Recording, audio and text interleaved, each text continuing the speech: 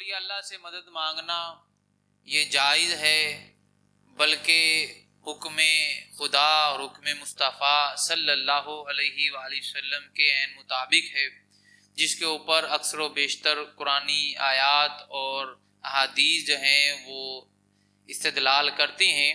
سب سے پہلے سمجھیے کہ کسی بھی ملک کا جب نظام ہوتا ہے تو حاکم اور وہاں بادشاہ جو ہے اس کا تمام اختیارات اس کے پاس ہوتے ہیں، لیکن وہ تمام کام خود نہیں کرتا۔ بادشاہ پانی خود پی سکتا ہے، لیکن وہ اپنے غلام کو حکم دیتا ہے کہ پانی پلائے۔ وہ اپنے کام کپڑے پریس خود کر سکتا ہے، لیکن اپنے غلام کو حکم دیتا ہے کہ وہ یہ کام خود کرے، اس لیے کہ اس رعایا کے اوپر اس کا رعب رہے، اس کا وقار رہے۔ اور اسی طرح سے اس نے امور سلطنت کو چلانے کے لیے مختلف شعبے بنائے ہوتے ہیں، اس کے اندر اس نے اپنے وزیر اور مشیر مقرر کیے ہوتے ہیں۔ کوئی وزیر تعلیم ہے، کوئی وزیر صحت ہے، کوئی وزیر قانون ہے، کوئی وزیر دفاع ہے، اور اسی طرح مختلف شعبہ جات ہیں، اور اس کے امیر اور سفیر اور وزیر اس نے بنائے ہیں جو اس کے حکم کے مطابق کام کر رہے ہوتے ہیں۔ تو وہ اگر کوئی کام بندہ اس کے پاس جائے، اس کے وزیر اور مشیر کے پاس جائے، تو بادشاہ اس سے ناراض نہیں ہوتا کہ بھئی یہ میرے پاس کیوں نہیں آیا، میرے وزیر کے پاس کیوں چلا گیا، میرے مشیر کے پاس کیوں گیا ہے، میرے پاس براہ راست آ جاتا۔ وہ نہیں ناراض ہوتا، اس لیے کہ اسے معلوم ہے کہ وزیر اور مشیر کے پاس یہ جو جا رہا ہے یہ میرے حکم کے وجہ سے جا رہا، اور یہ میرے حکم پر عمل کر رہا ہے۔ تو لہٰذا کوئی بادشاہ یا حاکم جو ہے اس کے خلاف مقدمہ نہیں کرتا کہ میرے ملک کے اندر رہتے ہوئے، میری سلطنت کے اندر رہتے ہوئے تم جو ہے کسی اور کے پاس جاتے ہو، اپنا مسئلہ کسی اور کو بیان کرتے ہو۔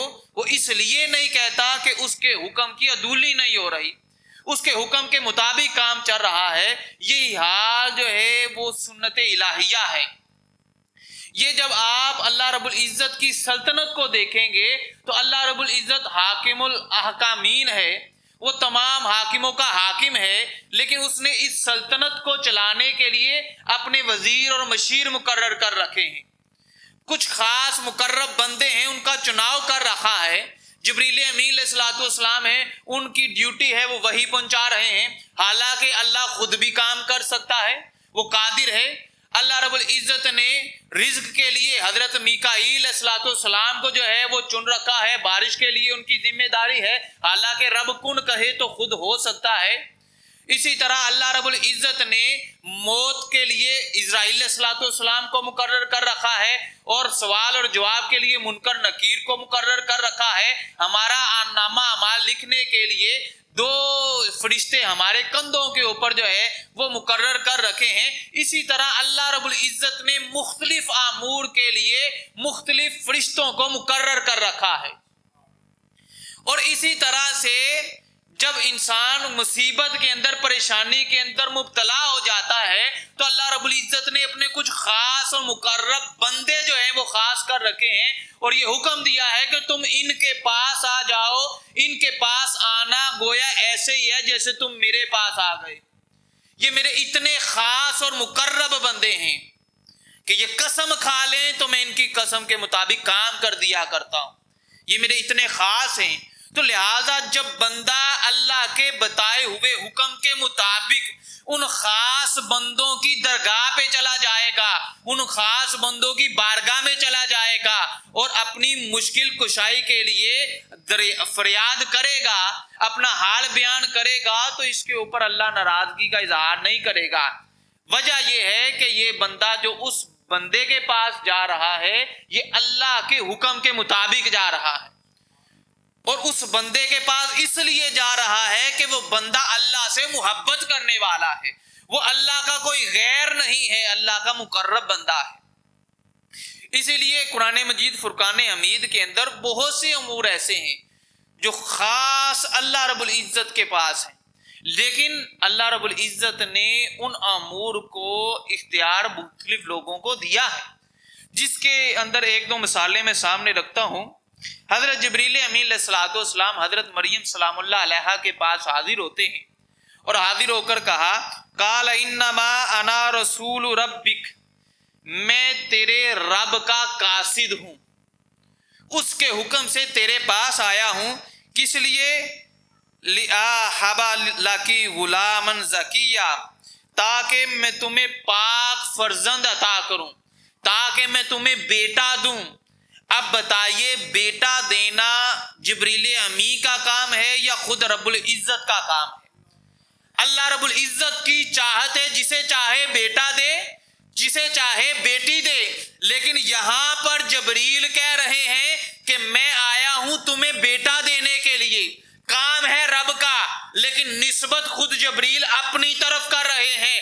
رب جبریل سے نہیں کہتا جبریل تو نے شرک کر دیا، اور رب یہ بھی نہیں کہتا کہ یہ کلام چونکہ شرک پر مبنی ہے تو قرآن میں داخل نہ کروں۔ رب نے اسے قرآن میں داخل بھی کیا، اور جبریل امین علیہ السلام کو مشرک بھی قرار نہ دے کر بتلایا ہے کہ میں نے اپنے مخصوص بندوں کو اختیارات دے رکھے ہیں، وہ میرے اختیارات کو استعمال کرتے ہوئے میرے حکم کے مطابق کام کرتے ہیں۔ اور اسی طرح سے حضرت عیسیٰ علیہ السلام آپ فرماتے ہیں اخلق لکم من الطین کہیئۃ الطیر فانفخ فیہ فیکون طیرا باذن اللہ، میں ایک مٹی کا پرندہ بناتا ہوں، پھونک مارتا ہوں تو وہ اللہ کے حکم سے اڑنے لگ جاتا ہے، وہ زندہ ہو جاتا ہے، وہ مردہ جو چیز ہے وہ زندہ ہو جاتی ہے۔ اب بتائیے زندگی دینا تو رب کا کام ہے، جسے چاہے زندگی دیتا ہے، لیکن عیسیٰ علیہ السلام کہتے ہیں کہ میں پھونک ماروں تو مٹی جو ہے وہ مٹی ہے، لیکن پھونک مارتا ہوں تو پرندہ بن جاتا ہے۔ تو وہ پرندہ کس کے حکم سے بن رہا ہے؟ کیا عیسیٰ علیہ السلام کے حکم سے؟ نہیں، وہ اللہ کے حکم سے بن رہا ہے۔ تو عیسیٰ علیہ السلام کے پاس اختیار یہ کیسے آیا؟ اللہ کے دینے سے یہ اختیار حضرت عیسیٰ علیہ السلام کے پاس آ گیا۔ اور حضرت اسرائیل علیہ السلام وہ موت بندے کے جان نکالتے ہیں، ان کی کیا جرت کہ کسی بندے کی جان نکال لیں؟ اللہ کی مخلوق میں سب سے اشرف المخلوقات اس بندے کی جان نکال لیں، لیکن وہ جان نکالتے ہیں، ان کی ایک پوری ٹیم ہے جو یہ کام سر انجام دیتی ہے۔ کس کے حکم سے دیتی ہے؟ اللہ کے حکم سے۔ اللہ فرماتا ہے یتوفاکم ملک الموت الذی وکلک بکم، ہم نے تمہارے اوپر مالک الموت یعنی حضرت اسرائیل علیہ السلام کو مقرر کر رکھا ہے، جو وقت مقرر پر تمہاری جان کو قبض کرتے ہیں۔ تو زندگی دینا بھی اللہ کا کام تھا اور جان نکالنا بھی اللہ کا کام ہے، لیکن یہاں پر زندگی دینا حضرت عیسیٰ علیہ السلام کی طرف مبعوث کر دیا، حضرت عیسیٰ علیہ السلام کی طرف جو ہے اس کا تعلق کر دیا، نسبت کی، اور جان نکالنے کی نسبت حضرت اسرائیل علیہ السلام کی طرف کی۔ یہ دونوں امور غیر خدا کر رہے ہیں لیکن شرک نہیں ہو رہا۔ تو اسی طرح سے غیر خدا کے پاس جا کر مدد مانگنا بھی شرک نہیں ہوتا۔ بندہ گناہ کرے اللہ رب العزت کی بارگاہ میں، نماز نہیں پڑھتا، روزہ نہیں رکھتا، حج ہے، زکوٰۃ ہے، یا اور کوئی ظلم کر بیٹھتا ہے، تو چاہیے تو یہ کہ بندہ اللہ کے گھر میں آ جائے، اللہ سے توبہ کرے۔ چاہیے تو یہ تھا کہ اللہ حکم دیتا کہ بھئی کعبے میں آ جاؤ اور آ کر میرے حضور توبہ کرو، استغفار کرو، تو تم مجھے بہت تواب الرحیم پاؤ گے، بہت توبہ قبول کرنے والا پاؤ گے، لیکن اللہ نے یہ حکم نہیں دیا۔ اللہ فرما رہا ہے وَلَوْ أَنَّهُمْ إِذْ ظَلَمُوا أَنفُسَهُمْ جَاءُوكَ فَاسْتَغْفِرُوا اللَّهَ وَاسْتَغْفَرَ لَهُمُ الرَّسُولُ لَوَجَدُوا اللَّهَ تَوَّابًا رَحِيمًا۔ اے حبیب صلی اللہ علیہ وآلہ وسلم، آپ ان امتیوں کو، اپنے یاروں کو، امتیوں کو بتا دیں اگر اپنی جان پر ظلم کر بیٹھے، کوئی زیادتی کر بیٹھے تو میری بارگاہ میں آ جایا کرو۔ گناہ رب کا بارگاہ میں کیا لیکن بلا اپنے حبیب کی بارگاہ میں رہا کہ میرے یار کی بارگاہ میں آ جایا کرو اور ان سے التجا کیا کرو، یا رسول اللہ صلی اللہ علیہ وآلہ وسلم گناہ ہو گیا ہے، اللہ سے سفارش کریں۔ اے حبیب آپ ہاتھ اٹھائیں گے تو یہ تیرے گناہگار امتی دیکھیں گے کہ اللہ بڑا رحم کرنے والا ہے، بڑی توبہ قبول کرنے والا ہے۔ بھئی باری تعالیٰ اپنی جان پر گناہ کیا تھا تیری بارگاہ میں، نافرمانی کی تھی تیری، تو کہہ رہا ہے میرے حبیب کی بارگاہ میں آ جاؤ، ان سے کہو، ان کے وسیلے سے آ جاؤ تو توبہ قبول کروں گا۔ توبہ تو ویسے بھی قبول کر سکتا ہے، تو رب فرماتا ہے ویسے بھی کر سکتا ہوں، لیکن تیری اوقات نہیں کہ براہ راست میری بارگاہ میں آ جائے۔ جیسے آدمی بادشاہ سے ملنا ہے تو اس کے مشیروں کے تحت وسیلے سے بادشاہ سے ملتا ہے، براہ راست آپ وزیر اعظم سے نہیں مل سکتے، تو رب سے ملنا ہو تو اس کے مشیروں کو چھوڑ کر کیسے ملا جا سکتا ہے؟ اور پھر بات یہاں تک مکمل نہیں ہوتی، دنیا کے اندر بھی ہم غیر اللہ سے مدد مانگے بغیر زندگی نہیں گزار سکتے، اور دنیا کے بعد بھی دیکھیں، اب دنیا میں ہمیں رہنا ہے تو وسیلہ مصطفیٰ کے ذریعے رب کی بارگاہ میں آنا ہے، اب مر جائیں گے تو تب بھی وسیلہ مصطفیٰ ہی کام آنا ہے۔ قبر میں چلا گیا بندہ، مر گیا، ساری زندگی نیک اعمال کی، مر گیا، مرنے کے بعد فرشتے آئے منکر نکیر، انہوں نے سوال کیا ماں ربو کا، بندہ کہتا ہے اللہ، میرا رب اللہ ہے۔ وہ کہتا ہے ماں دینو کا، تیرا دین کیا ہے؟ تو بندہ کہتا ہے اسلام۔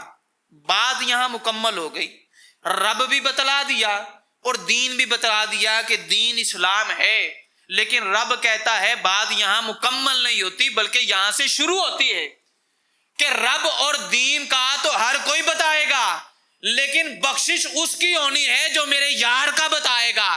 فرشتے پوچھیں گے اب بتا یہ گنبد خضرا کے مقیم کے متعلق تو کیا کہا کرتا تھا، تقریریں اور واعظ میں کیا کہا کرتا تھا، عقیدہ تیرا کیا تھا، کیا انہیں غیر اللہ سمجھا کرتا تھا یا رب کا محبوب سمجھا کرتا تھا، اب بتا تو کیا کہا کرتا تھا؟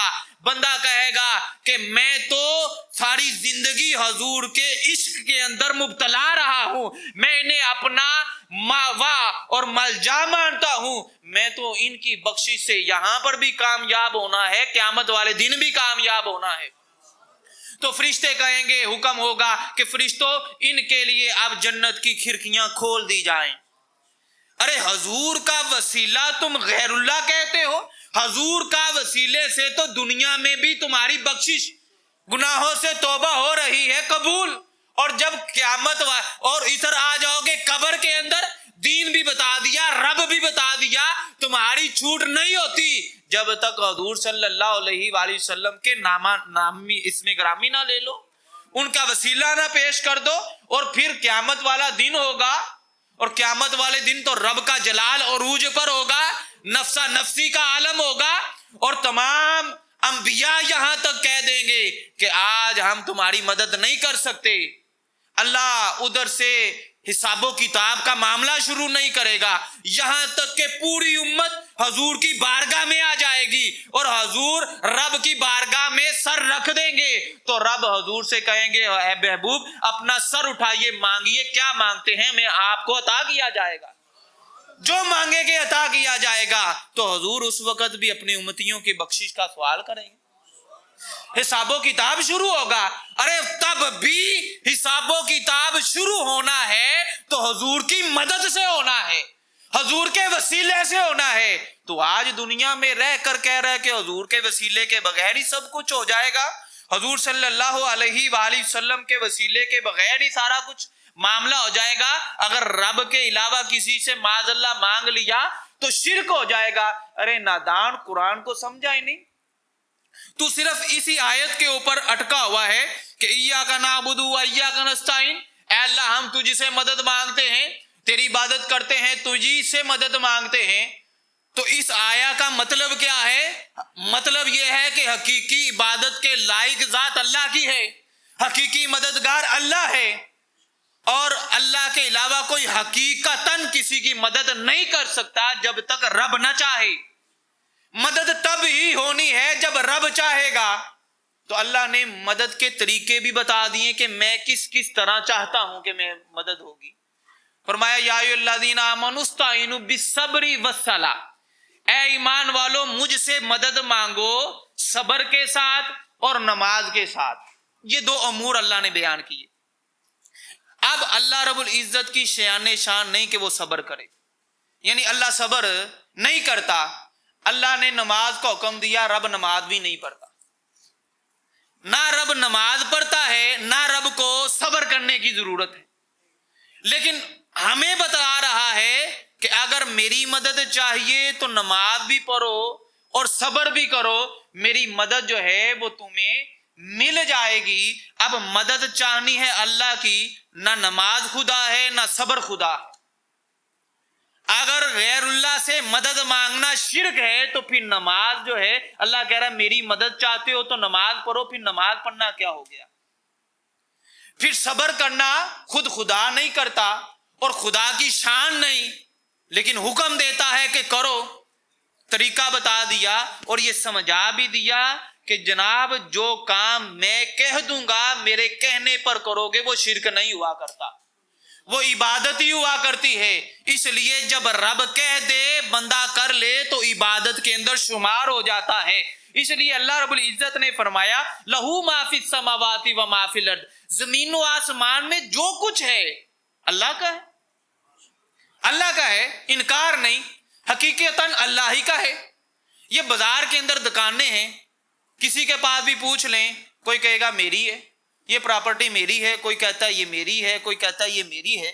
جب آپ پراپرٹی کو اپنی طرف نسبت کرتے ہیں تو شرک نہیں ہوتا، حالانکہ رب کہہ رہا ہے کہ زمین و آسمان میں جو کچھ ہے میرا ہے، بندہ کہتا ہے یہ میرا ہے، یہ میرا ہے، یہ میرا ہے، تو جناب شرک نہیں ہوتا۔ کیوں نہیں ہوتا؟ کہ بندے کو معلوم ہے کہ حقیقتاً یہ جگہ دنیا آسمان کے اندر جو کچھ بھی ہے یہ اللہ کا ہے، یہ جو مجھے ملا ہے اللہ کی عطا کردہ توفیق سے ملا ہوا ہے۔ جب یہ عقیدہ آ جائے تو شرک نہیں رہتا، اور اگر عقیدہ تبدیل ہو جائے، بدل جائے، بندہ کہے کہ حقیقتاً مالک میں ہوں، تو شرک ہو گیا۔ بھئی یہی فرق ہے ہم مسلمانوں کے اندر اور کافروں کے اندر۔ کافر بتوں کے سامنے سجدہ ریز ہوتا ہے، دعا کرتا ہے، لیکن مشرک ہے، کافر ہے۔ مسلمان کعبے کے سامنے سجدہ کرتا ہے، نسبت کعبے کی طرف رخ کر کے نماز پڑھتا ہے، کافر نہیں ہوتا، شرک نہیں ہوتا۔ بھئی وہ بھی مٹی کے بت تھے، یہ کعبہ بھی مٹی کا ہے۔ بھئی اگر کافر اس مٹی کے بت کے سامنے جھکے تو مشرک، کافر، اس کا کوئی مددگار نہیں، والی نہیں۔ ادھر مسلمان سجدہ کرے، نماز پڑھے، رب کہتا میری مدد بھی ملے گی، حضور فرماتے میری آنکھوں کو ٹھنڈک بھی پہنچے گی، اور فرمایا کہ دین کا ستون بھی نماز ہے۔ یہ نماز جو ہم کعبے کی طرف پڑھ رہے ہیں شرک بھی نہیں ہوتا۔ تو اصل وجہ کیا ہے کہ کافر جھکے تو مشرک، مسلمان جھکے تو مومن، اللہ کا مددگار۔ تو فرق صرف اتنا ہے کہ مشرک جب جھکتا ہے، کافر جب جھکتا ہے تو اس بت کو حقیقی مددگار سمجھتا ہے، اس کو حقیقتاً رب سمجھتا ہے۔ مسلمان جب جھکتا ہے تو وہ جھکتا ہے کعبے کے سامنے، لیکن اس کا دل کعبے کے لیے نہیں، اس کا دل رب کی بارگاہ میں جھک رہا ہوتا ہے، اس کی توجہ کعبے کی طرف ہوتی ہے، لیکن نیت اللہ کی عبادت ہوتی ہے۔ وہ سامنے اس کی نگاہ کعبے کی طرف ہوتی ہے، لیکن اس کی نیت کعبہ نہیں ہوتی، اس کی نیت جو ہے وہ اللہ کی عبادت ہوتی ہے۔ تو جب فرق نیت کے اندر ہے، ذرا سی نیت بدل گئی تو بندہ کافر، اگر نیت درست ہو جائے تو بندہ مومن ہو جاتا ہے۔ اگر کوئی گنگا کی تعظیم کرے، گنگا کے پانی کی تعظیم کرے تو کفر ہے، شرک ہے، اور اگر کوئی بندہ آب زمزم کی تعظیم کرے تو ایمان کا حصہ ہو جاتا ہے۔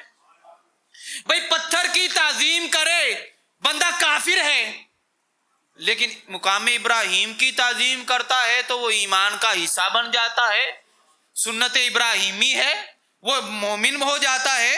تو پتہ یہ چلا کہ جو ہم غیر اللہ سمجھتے ہیں جسے، وہ حقیقتاً غیر اللہ نہیں ہے۔ غیر اللہ کون ہے؟ جو رب سے کٹ جائے وہ غیر ہے، جو رب سے مل جائے وہ اللہ والا ہو جایا کرتا ہے۔ بھئی یہ میگ ہے، یہ غیر ہے، کسی کی طرف اس کی نسبت نہیں تو غیر ہے۔ اگر اس کی نسبت مسجد کے ساتھ ہو جائے تو اب یہ خاص ہو گیا، اس لیے کہ یہ مسجد والا ہے۔ یہ ٹیلیں جو مسجد کی لگی ہیں عام ہیں، اگر یہی گلی میں لگ جائے کے ساتھ جیسے مرضی آئیں گے، لیکن مسجد کے اندر لگ گئی، اب نسبت مسجد کے ساتھ ہو گئی تو جوتا رکھنا آپ محال سمجھتے ہیں، اسے آپ تعظیم کے خلاف سمجھتے ہیں۔ کیوں؟ اس کی نسبت اللہ کے گھر کے ساتھ ہو گئی۔ ارے جس کی نسبت رب کے گھر کے ساتھ ہو جائے وہاں گندے قدم لے کر بندہ نہیں جاتا۔ تو توجہ کرو کہ جس بندے کی نسبت رب کے ساتھ ہو جائے اس کا مرتبہ اور مقام کیا ہو جائے کہ بھئی ٹہل ہے، اس کی نسبت اللہ کے گھر سے ہو گئی ہے تو وہاں بندہ تعظیم کے ساتھ جا رہا ہے، اس ٹہل کی قدر و منزلت بڑھ گئی ہے۔ تو جس بندے کی ساری زندگی اللہ کے ساتھ ملے ہوئے گزر گئی اور اس کے ساتھ ہو گئی تو اس کا مرتبہ اور مقام کیا، اس کو تم کیسے غیر اللہ کہہ سکتے ہو؟ اور پھر اس کے اوپر ایک اور بھی دلیل دی جاتی ہے کہ حضور صلی اللہ علیہ وآلہ وسلم نے فرمایا تھا حضرت فاطمہ الزہرا سلام اللہ علیہا کو، لا اغنی عنکی من اللہ شیئا، اے فاطمہ الزہرا اللہ کے ہاں میں تمہاری کوئی مدد نہیں کر پاؤں گا۔ لہٰذا جب حضور صلی اللہ علیہ وآلہ وسلم فاطمہ الزہرا سلام اللہ علیہا کی کوئی مدد نہیں کر پائیں گے تو ہماری مدد کیسے کریں گے؟ اب یہ واقعہ کہاں کا ہے اور لگا کہاں پر دیا جاتا ہے؟ یہ واقعہ حضور صلی اللہ علیہ وآلہ وسلم کا اس وقت کا ہے جب حضرت فاطمہ الزہرا سلام اللہ علیہا کو اسلام کی تبلیغ کر رہے تھے۔ کہا فاطمہ اگر تم میرے پر میرا کلمہ نہ پڑھا، مجھے اللہ کا محبوب نہ مانا، نبی نہ مانا، میرے پر ایمان نہ لے کر آئی، رب کو واحد نہ مانا، احد نہ مانا، تو پھر قیامت والے دن میری مدد تمہارے کسی کام نہیں آئے گی۔ لیکن اگر تم میرے پر ایمان لے آؤ، میرا کلمہ پڑھ لو، اللہ کو ایک مان لو، تو پھر حال یہ ہے کہ قیامت والے دن ہر رشتے منقطع ہو جائیں گے۔ باپ بیٹی سے، بیٹا باپ سے بھاگ رہا ہوگا، ماں باپ جدا جدا ہو جائیں گے، لیکن پھر نسبت یہ ہوگی اگر کلمہ پڑھ لو گی، میری آل میں داخل ہو جاؤ گی، قیامت والے دن ہر رشتے منقطع ہو جائیں گے، لیکن جس کا رشتہ میرے ساتھ ہوگا وہ قیامت والے دن بھی منقطع نہیں ہوگا، وہ قیامت والے دن بھی میری نسبت کام آئے گی۔ تم یہ بات بیان کر کے امت کو گمراہ کر رہے ہو، یہ تو واقعہ ہے اس وقت کا کہ جب آپ صلی اللہ علیہ وآلہ وسلم ایمان کے لیے ان کو دعوت دے رہے تھے۔ اور پھر اسی طرح سے مختلف لوگ جو ہیں وہ یہ بھی دلیلیں دیا کرتے ہیں، جناب جب بندہ زندہ ہوتا ہے نا تو اس سے مدد مانگ لینی چاہیے، جب نہیں دال گلتی کہیں پر تو کہتے ہیں جناب جب بندہ زندہ ہونا چاہیے تب مدد مانگ لینی چاہیے، جب بندہ وفات پا جائے تو پھر مدد نہیں مانگنی چاہیے۔ کیوں بھائی؟ کہتا ہے کہ اس لیے کہ اب وہ تو خود کی مدد نہیں کر سکتا، تمہاری مدد کیا کرے گا؟ اس لیے جو زندہ ہے اس سے تو مدد مانگو، جو وفات پا گیا ہے اس سے مدد نہ مانگو۔ میں نے کہا شکر ہے تم اس بات پر تو آئے کہ زندہ سے مدد مانگنا جائز ہے، یہاں تک کو تم اور ہم ایک پیج پر آ گئے کہ زندہ بندے سے مدد مانگنا شرک نہیں ہوتا۔ اب آ جائیے کہ بعد از وفات مدد مانگنا جائز ہے یا ناجائز، اس کے اوپر ایک آسان سی دلیل میں دے دوں، وہ یہ ہے کہ اگر بعد از وفات مدد مانگنا جائز نہ ہوتا تو حضرت موسیٰ علیہ السلام چھٹے آسمان پر معراج کی رات حضور کی مدد کے لیے کیوں پہنچے تھے؟ نمازیں 50 مل گئی تھی، حضور لے کر واپس خوشی خوشی آ رہے تھے، حضرت موسیٰ علیہ السلام تو عرصہ بیت گیا، وفات پا چکے ہیں، اگر مرنے کے بعد مردہ مدد نہیں کر سکتا تو حضرت موسیٰ علیہ السلام حبیب کی مدد کے لیے چھٹے آسمان پر کیوں پہنچ چکے ہیں؟ وہ وہاں پر کہہ رہے ہیں یا رسول اللہ صلی اللہ علیہ وآلہ وسلم تحفہ کیا ملا ہے؟ فرمایا نماز کا۔ کہا آپ کی امت کے لیے مشکل ہوگی، ذرا کم کر دیں۔ آج جو ہم 5 نمازیں پڑھ رہے ہیں یہ حضرت موسیٰ علیہ السلام کی مدد کی وجہ سے پڑھ رہے ہیں کہ انہوں نے مدد کی اور بعد از وفات مدد کی ہے۔ لہذا اب جو یہ کہتا ہے کہ جو بندہ وفات پا جائے اس سے مانگنا جائز نہیں، اسے چاہیے کہ کم از کم 50 نمازیں تو پڑھے، اس لیے کہ یہ جو 50 تھی 5 ہوئی ہیں حضرت موسیٰ علیہ السلام کے तवस्सुल से हुई हैं, उनकी मदद से हुई हैं। और हजूर सल्लल्लाहु अलैहि वसल्लम ने इसको जायज भी रखा है, बरकरार भी रखा है, इसके अंदर कमी भी, ये भी नहीं कहा मूसा हम 50 ही पढ़ेंगे, और अमल से बता दिया है कि जब अल्लाह का कोई नेक बंदा मदद करता है तो उसकी मदद को कबूल कर लेना चाहिए। और इसी तरह से इन्हीं लोगों का एक और भी जो है वो आयत का हवाला देते हैं, और वो कहते हैं कि अल्लाह रब्बुल इज्जत ने कुरान मजीद फुरकान हमीद के अंदर फरमाया, वइन यस्लुबहुम हुमुज़्ज़ुबाबु शैअन ला यस्तनकिज़ूहु मिनहु। ये जो लोग हैं ये तो मक्खी के पर को भी बना नहीं सकते, यानी अपनी इस बात को कि मक्खी का पर जो है उसको भी बना नहीं सकते। ये दलील, जो बंदा मक्खी का पर भी नहीं बना सकता, अपने आप से मक्खी को हटा नहीं सकता, तुम्हारी मदद क्या करेगा। अब ये जो आया करीमा है ये अल्लाह रब्बुल इज्जत ने नादिल की थी बुतों के मुतालिक। ये बुतों के मुतालिक है कि ए काफरो मुशरिको, जिन बुतों की तुम पूजा करते हो और जिनको खालिक मानते हो कि इन्होंने पैदा किया है, ये तो मक्खी का पर भी बना नहीं सकते, बंदा कैसे बनाएंगे। अगर बात होती इस आयत की निस्बत किसी वली की तरफ होती या नबी की तरफ होती तो फिर जनाब मामला और था, लेकिन रब ने इसको बयान किया कि ये जो बुत हैं ये तो अपनी मदद नहीं कर सकते, तुम्हारी मदद कहां पर करेंगे। जनाबे वाला मैंने आगे आयत पढ़ी, हजरत ईसा अलैहिस्सलाम मट्टी को लेते हैं, परिंदे की शक्ल बनाते हैं। कुरान कहता है हजरत ईसा अलैहिस्सलाम फरमाते हैं कि मैं उसके अंदर फूंकता हूं, बस अल्लाह के हुक्म से वो मट्टी होती तो मट्टी है लेकिन परिंदा बन जाती है। तुम कहते हो नबी या वली कुछ कर नहीं सकता, अल्लाह का नबी मट्टी को फूंक दे तो वो परिंदा बन जाती है।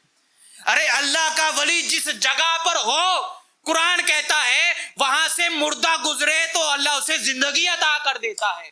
पर सूरत कहफ को हजरत मूसा हजरत यूशा बिन नून अलैहिस्सलाम को जब लेकर साथ चले हैं, जब हुआ कि अल्लाह क्या ऐसे बंदे से मिलाता हूं है मूसा जिसे मैंने वो इल्म दिया है तुम्हें भी नहीं दिया, वो हजरत खिज़र अलैहिस्सलाम। बाद लोगों ने लिखा वो नबी थे, बाद ने लिखा कि औलिया हैं, वली हैं, और इसके ऊपर तो मुत्तफिक हैं कि वो वली हैं। अब अल्लाह ने निशानी बयान कर दी सूरह कहफ के अंदर, ए मूसा साथ में मछली ले लो और मछली खाने के काम भी आएगी, और जब मेरे यार की निशानी ये है कि दो दरिया आपस में मिल रहे होंगे और वहां पर तुम्हारी मछली जो है वो जिंदा हो जाएगी। जब वहां पर गए थकावट की वजह से हजरत मूसा अलैहिस्सलाम सो गए, हजरत यूशा बिन नून अलैहिस्सलाम जाग रहे थे, शैतान ने बुला दिया, आगे गए। हजरत मूसा अलैहिस्सलाम ने कहा भाई लाओ मछली, भूख बहुत लग गई है। तो उन्होंने कहा हुजूर मैं तो बताना भूल गया, एक मुकाम आया था जहां पर मछली आज खुद जिंदा हुई और दरिया के अंदर चली गई। कुरान कहता है मुर्दा मछली है, मसाला लगा है, बुनी हुई है, तैयार है, लेकिन रब के यार की दरगाह से गुजरी है, अल्लाह के वली की दरगाह से फकत गुजरी है, तो अल्लाह ने उस मुर्दा मछली को जिंदगी अता कर दी है। अरे मुर्दा मछली अल्लाह के वली की दरगाह से गुजरे तो जिंदा हो जाए।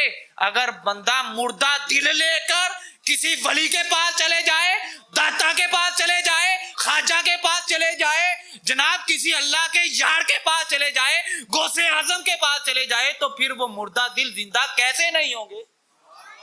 वो जिंदा होते हैं और वो जिंदा खुद नहीं करते, अल्लाह के हुक्म से होते हैं, और अल्लाह ने ये इनको हुक्म अता कर रखे हैं। इसलिए इन औलिया अल्लाह की दरगाहों के ऊपर जो है वो जाना भी जायज है, वहां जाकर दुआ करना उनके वसीले से वो भी जायज है, और उनके हुजूर उनसे इल्तिजा करना कि बारी ताला इनके वसीले से तू अता कर, ये भी जायज है।